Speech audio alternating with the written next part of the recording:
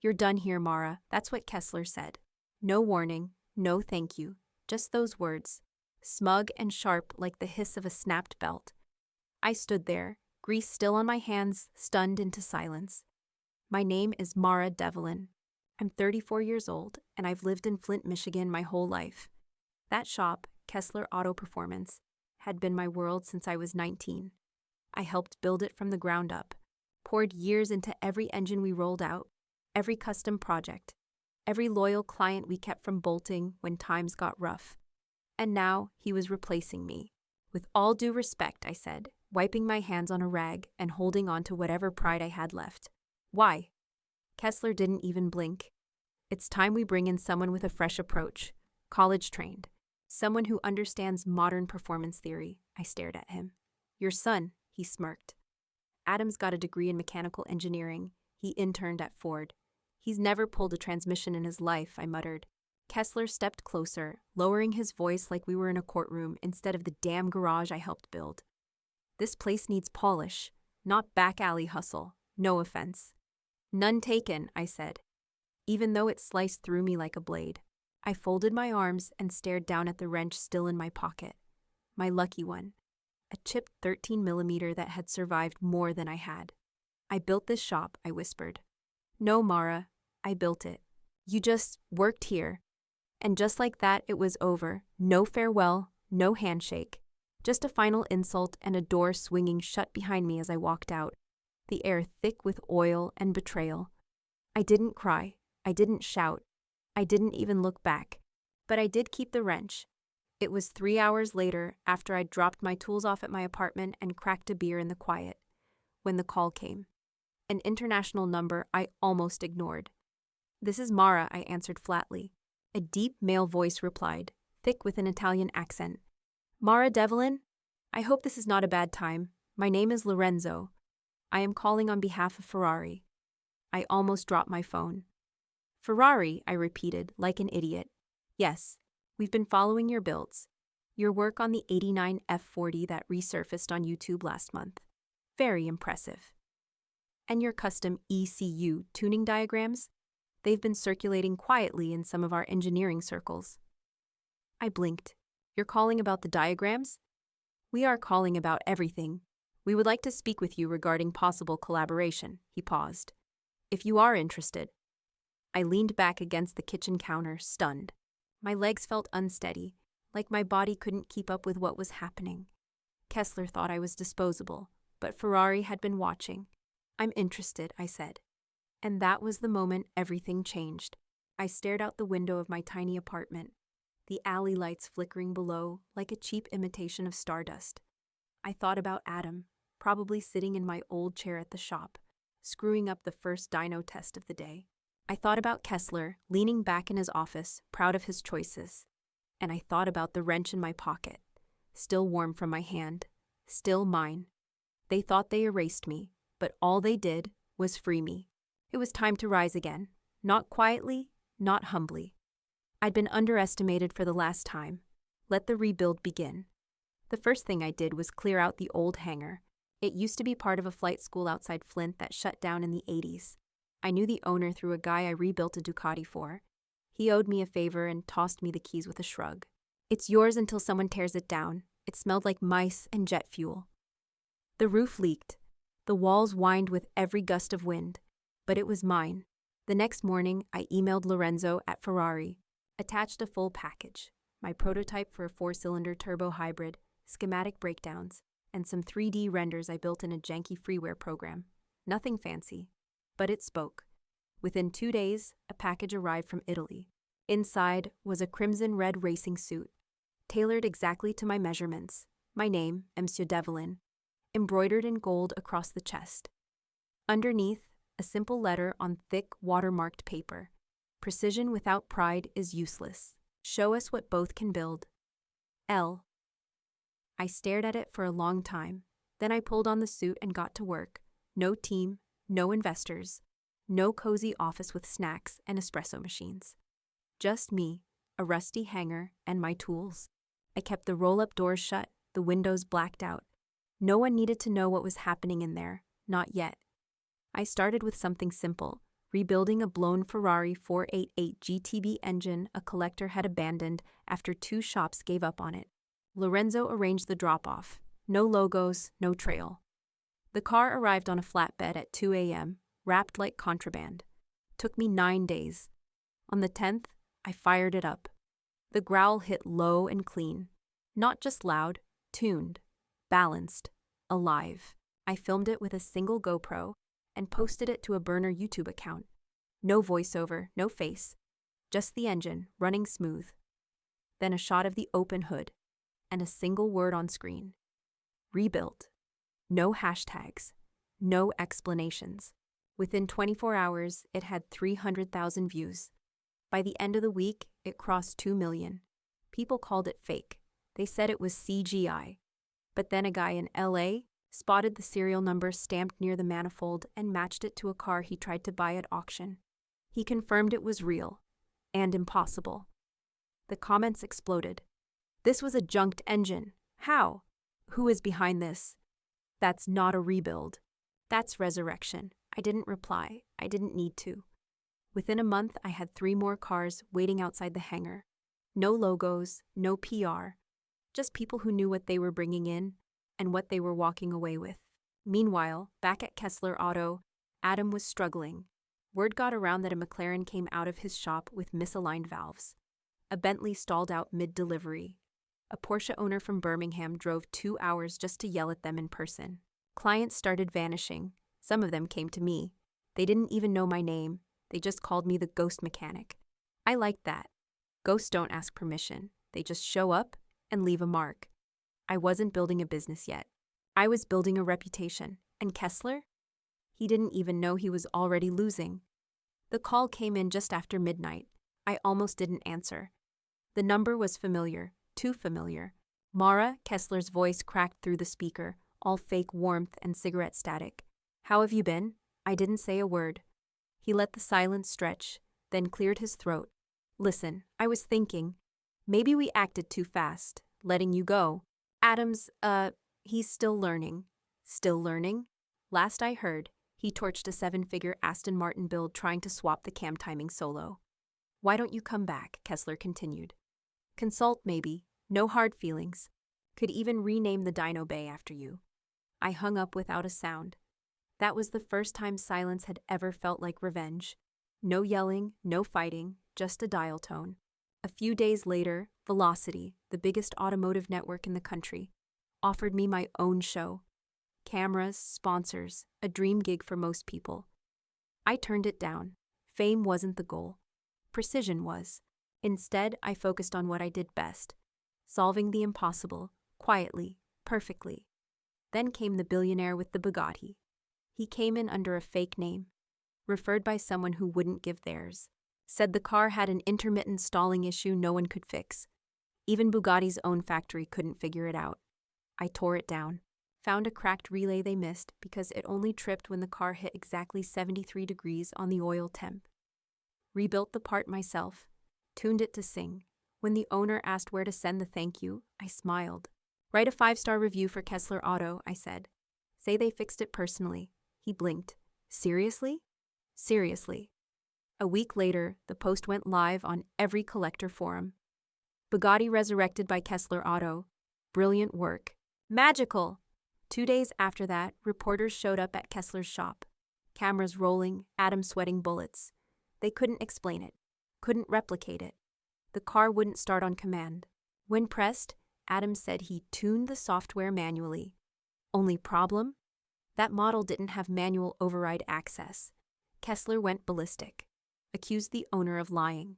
Threatened to sue me. Though he couldn't name me because I never touched the car under my own name. No paper trail, no receipts, no shop name. Just perfection. Left behind like a calling card. Meanwhile, my waiting list grew to 6 months. Ferrari sent another car. Then a prototype engine. I worked in silence, but the whispers got louder. Mara Devlin, the mechanic they buried, was back. And this time, no one could stop her. The invitation arrived in a matte black envelope, the kind that felt heavier than paper should. My name was written in gold ink, all capital letters. Inside, the card was thick, trimmed in red and black. You are formally invited to the Red Line International Engineering Duel. Location, Atlanta Motor Complex. Prize, $250,000. Judged by Apex Motorsports, McLaren Special Projects, Ferrari R&D. Build. Battle. Prove. I stared at it for a long time. No press, no teams, just talent. Raw, unfiltered. Like the gods of speed had finally sent a challenge that made my hands itch. Then I saw the list of participants. There were only 8 names. 7 of them were world-renowned engineers. And the last? Adam Kessler, representing Kessler Auto Performance. I actually laughed. It was short and bitter, but real. Of course Kessler threw his son into the arena. He probably thought a college diploma and some buzzwords would be enough. He didn't know what was coming. The morning of the duel, I walked onto the concrete floor of the Atlanta Motor Complex in my oldest oil-stained boots and the same gray coveralls I wore the day I got fired. My name patch was half hanging off. My wrench, the same one from that day, tucked into the side pocket. I felt every eye on me. Adam was already there, wearing a sleek branded jacket with his name stitched clean and straight across the chest. He stood next to a chrome tool chest his team had flown in. When he saw me, his face went stiff. He nudged his father. Kessler turned around. His jaw dropped. I gave him a nod. No smile, no wave. Just recognition, the kind that lands like a punch in the ribs. Ferrari never announced they were sponsoring me, but I knew they were watching. Somewhere in that crowd, someone in a black suit with a prancing horse pin was tracking every move I made. There were no crews, no assistants. You brought your hands, your brain, and your will to finish. That was it. We were given 36 hours to design and build an engine from scratch, using pre-approved parts. No blueprints, no manuals, just vision and execution. I laid out my tools, tightened my gloves, and looked across the floor at Adam, already fumbling through his CAD software. This wasn't about revenge anymore. This was about legacy. The clock started with a loud buzz. 36 hours, no breaks, no teams, just us, a table of raw parts, and a crowd of engineers, execs, and spectators watching from behind glass. I cracked my knuckles and got to work. Adam dove straight into the computer, pulling up graphs, equations, formulas. He looked confident. On paper, but within the first hour, I saw him open the wrong camshaft spec sheet twice and nearly load the wrong piston set into his tray. I didn't use Canadian dollars. I sketched by hand. Sharp lines on a grease-smudged notepad, just like I always had. I knew every measurement, every tolerance, because I had lived inside engines for 15 years. I didn't simulate power curves. I felt them. By the 6th hour, I had my short block assembled. Every bolt torqued by hand, no digital assists. I ran my fingers along the seams, checking for the faintest catch. It was perfect. Adam was still buried in his screen. At hour 15, the first signs of panic hit him. I heard it, a metal-on-metal ping and a muttered curse. One of the tech judges stepped over. "Problem?" the judge asked. "No," Adam said quickly. "It's just tolerances are off. I think the crankshaft journal's wrong. I didn't look over. I didn't need to. I already knew." He was trying to shoehorn a forged crank into a block that needed machined relief. Rookie mistake.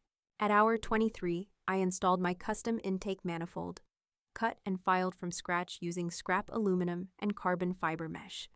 The crowd pressed closer. Even the judges started whispering. Then came the sound. At 32 hours, I turned the key on the test bench. My engine roared to life. Not a cough, not a stutter. Just power, clean, balanced, and smooth. The RPMs climbed in perfect rhythm. Even through the thick glass, I could feel the low growl hit my chest. The lead judge raised his eyebrows. Jesus. Meanwhile, Adam's build was dead silent. He was sweating, face pale, jaw clenched. I watched as he adjusted the ECU, then yanked the fuel line and replaced it twice. And finally, at 35 minutes past the hour, he tried to start it. It clicked. Then nothing. He tried again. This time, the starter engaged. And immediately, a metallic bang echoed across the hangar. The engine seized. One of the pistons had shattered. The timer hit 0. I stood behind my build, arms crossed, my oil-stained boots planted firm. The judges walked over. They inspected both engines. They didn't say much. They didn't have to. When they finally announced the winner, they used one word. Mara. The room exploded. Cheers, camera shutters, stunned silence from the Kessler camp. Adam stood frozen, staring down at the wreckage like he couldn't understand what went wrong. Kessler tried to speak, something about rigged timing, bad fuel, sabotage, but no one listened. I walked past them slowly, my wrench clipped to my side. As I passed Kessler, I stopped just long enough to meet his eyes. "I'm just a mechanic," I said softly. "Remember?" And then I walked on, right through the spotlight he never thought I'd reach. 3 weeks after the Red Line duel, I signed a lease on a building downtown.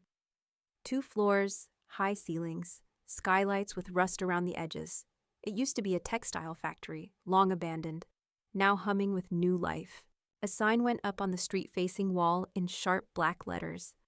Devlin Dynamics Custom Engineering and Performance Studio. I didn't hire celebrities. I didn't post job listings on LinkedIn. I called the people like me, the overlooked ones. Women from trade schools, mechanics who never got credit for their designs. High school dropouts who could blueprint a crankshaft in their sleep. By the end of the first month, I had a team of 12. Every one of them had a story, and every one of them had been told they weren't polished enough for high-end engineering. I gave them keys, a decent paycheck, and the space to build without judgment. The work was fast, raw, and genius. We didn't mass-produce. We resurrected, reinvented. One-of-one builds that made engines hum like violins and bodies dance in the wind. Clients didn't just come to us for horsepower. They came to us for art. Meanwhile, Kessler Auto started bleeding. Elite clients ghosted them. The sponsors they'd bragged about at every trade show quietly pulled out. Word got around that Adam's Red Line failure wasn't a fluke. It was his ceiling. One of the judges from Red Line called me privately. "We had a potential sponsorship lined up for Kessler's shop," he said. "It's off the table now. They're done." Good. A few weeks later, Kessler reached out. Not by phone this time. He walked into Devlin Dynamics unannounced, wearing the same stiff sport coat he wore the day he fired me. He looked around the studio, paused when he saw a young black woman assembling a rotary prototype with bare hands and a smirk that said she knew exactly what she was doing. "You built something," he said finally. "I did?" He cleared his throat. "I was wondering if you'd consider consulting. Just part-time. Help stabilize Kessler Autos." "No," he blinked. "Mara?" "I don't consult for liars." He opened his mouth, closed it. I walked him to the door. He stood on the sidewalk like he had more to say. He didn't. Back inside, my team was waiting, half smiling, half working, sparks flying in the corner bay. I didn't want revenge anymore. I wanted something bigger. A future for the ones who got overlooked. A legacy built from grease, grit, and skill no one could deny. Let the empire fall. I was building something better. The invitation from Apex Motorsports didn't come by email. It arrived in person.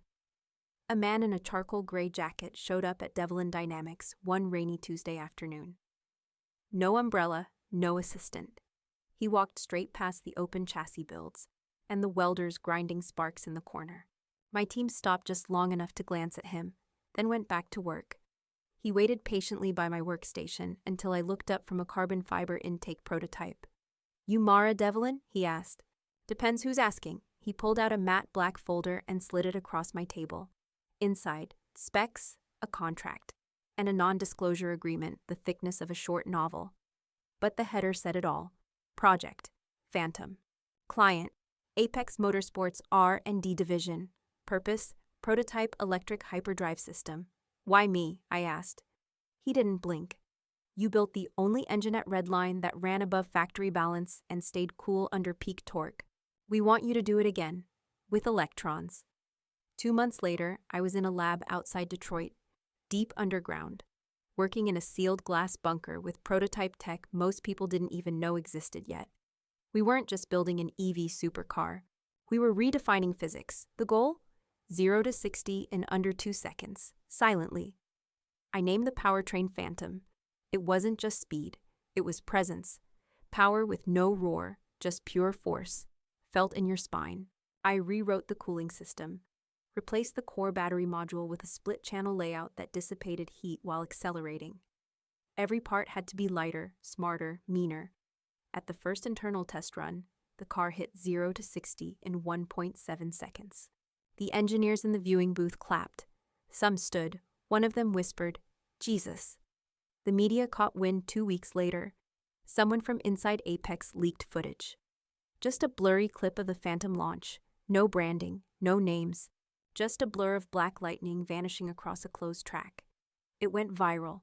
Tech outlets started calling me the Da Vinci of Detroit. I didn't do interviews, I didn't chase the press.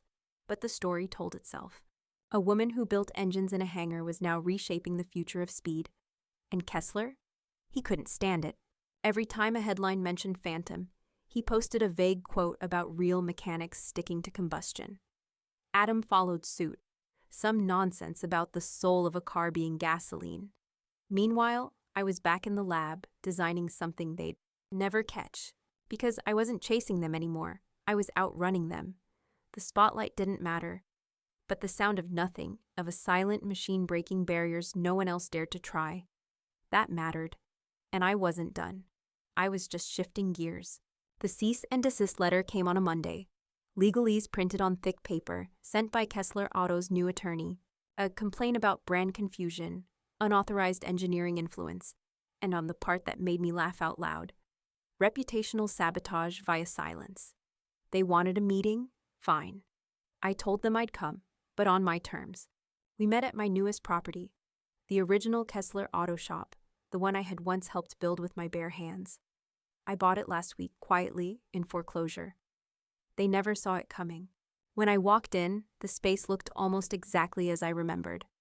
Except it wasn't dirty or broken anymore.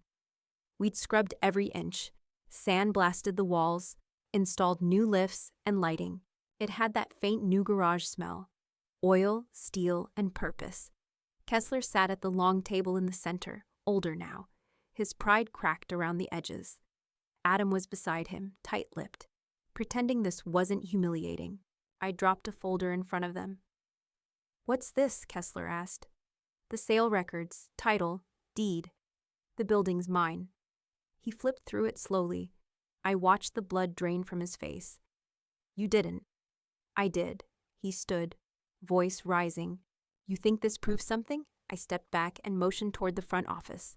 "Come see." We walked out to the reception area, where a small crowd had gathered for the reopening. No press, no ceremony. Just my team, a few clients, and some local tech students we invited to tour the new workspace. On the wall, above the clean white counter, hung a polished aluminum plaque. It read, "To every girl told she wasn't strong enough to hold a wrench, you were built for this." A quiet fell over the room as people read it. And then applause. Soft at first, then rising. Kessler stood frozen, reading the words again and again like they'd been written in fire. Adam looked down at the floor. I turned to them both. "This isn't a revenge shop. It's a promise. We build here. We teach here. We uplift here." Kessler muttered something under his breath. I didn't ask what. He didn't stay long. He left before the toast, before the live demo, before the first group of young women walked into the engine bay with notebooks and wide eyes. He didn't need to see more. He already knew. Later that night, the photo of the plaque hit social media. Someone tagged it Number Poetic Justice. Within hours, it went viral. Thousands of women mechanics, engineers, and techs from around the world shared it. No press release, no marketing. Just that one sentence. And that was all it took. He tried to erase me. I turned his empire into a monument. The Red Line trophy came back to me in a crumpled cardboard box. No note, no padding. Just the polished steel triangle wrapped in a ragged towel and stuffed into a shipping box barely sealed. The shipping label read A. Kessler. No return address. I pulled it out carefully, wiped a fingerprint off the edge, and stared at it for a long time. Then I mounted it on the wall of my shop. Not in the front lobby, not in a glass case.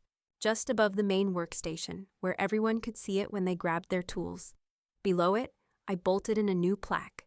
Legacy isn't inherited. It's earned. People stop to read it every day. Clients, students, my crew. That was the point. 1 month later, I stood behind a podium at the Detroit Automotive Summit.